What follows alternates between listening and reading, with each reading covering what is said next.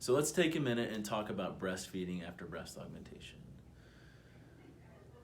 Breastfeeding is a challenging thing for a lot of women. I know that I have 3 kids in my house, and the most common cause of tears after all of them were brought home amongst the adults was not the children, it was the breastfeeding part. It is really hard for a lot of people to do.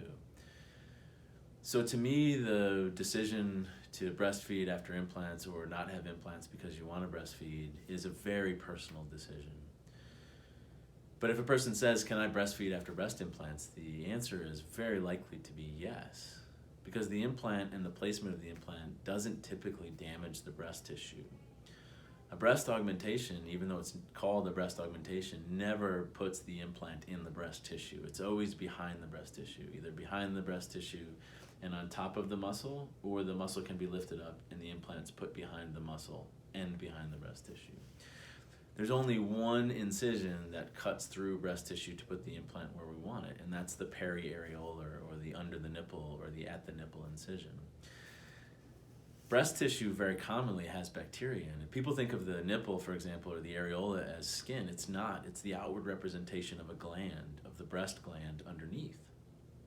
And so when an incision is made at the edge of it, and those ducts or that gland is cut through to put the implant where we want it, it's very unlikely to change a person's ability to breastfeed, but it does introduce the possibility of bacteria that are existing in those glands getting around or on the implant.